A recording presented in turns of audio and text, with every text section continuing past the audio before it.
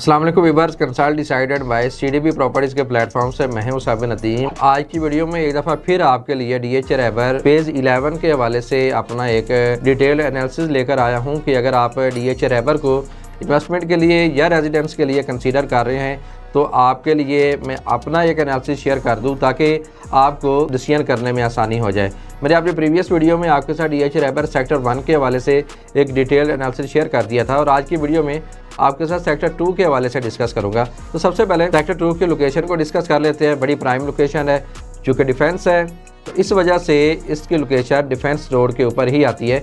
ये आपको main defence road के ऊपर ही मिलता है, जिसको आप गेट नंबर 2 से भी अप्रोच कर सकते हैं, गेट नंबर 3 और गेट नंबर 4 से भी अप्रोच कर सकते हैं। इसके अलावा आप इसको ख्याबान अमीन वाली साइड से भी अप्रोच कर सकते हैं। यहाँ पर अगर सेक्टर 2 में मैं ब्लॉक्स की बात करूँ तो आपको यहाँ पर F block, G block, A, J block, K block और L ब्लॉक मिलते हैं। ये वाले जो ब्लॉक्स हैं, इन ब्लॉक्स को कहा जाता है कि ये मेन जो ब्लॉक्स हैं सेक्टर 2 के हैं, जिनमें आपको ओवर द ग्राउंड इलेक्ट्रिसिटी आपको यहाँ पर मिलती है, बिजली के यहाँ पर खंभे मौजूद है।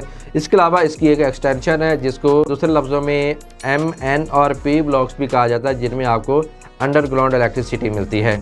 ओवरऑल अगर सेक्टर 2 की बात कर ली जाए तो यहाँ पर वो तमाम लोग जिनका बजट लो है वो 5 मरला के प्लॉट को बड़ी इकोनॉमिकल प्राइसेस के अंदर रहते हुए कंसीडर कर रहे हैं, या आप लोगों का प्लान ऐसा है कि आप डीएच रैबर में प्लॉट बाय करके वहाँ पर घर कंस्ट्रक्ट करके आप उसको सेल आउट करना चाहते हैं तो भी आप सेक्टर 2 को कंसीडर कर सकते हैं, क्योंकि सेक्टर 2 में आपको तकरीबन 97-98% जो है वो आपको 5 मरला के प्लॉट्स मिलती हैं। बहुत लिमिटेड नंबर्स के अंदर आपको 8 मरला और 10 मरला के प्लॉट्स मिलती हैं जो कि नॉट फॉर सेल हैं, वहाँ पर फॉर सेल ऑप्शंस आते ही नहीं हैं। तो मेनली जैसे मैंने आपको बताया कि जहाँ पर आपको तमाम 5 मरला के प्लॉट्स मिलते हैं, तो जिनकी प्राइसेस अगर मैं आपको ब्लॉक वाइज बताऊंगा तो ये वीडियो बहुत लंबी हो जाएगी। मैं आपको ओवरऑल जहाँ पर बता देता हूँ कि जहाँ पर 5 मरला प्लॉट की प्राइसेस क्या हैं। मिनिमम जहाँ पर आपको जो 5 मरला के प्लॉट की प्राइसेस मिलती हैं वो कोई 55 लाख से स्टार्ट हो रही हैं और मैक्सिमम आपको जहाँ पर 1 crore 25 lakh, 1 crore 30 lakh as per block, as per location आपको यहाँ पर प्लॉट्स मिलते हैं।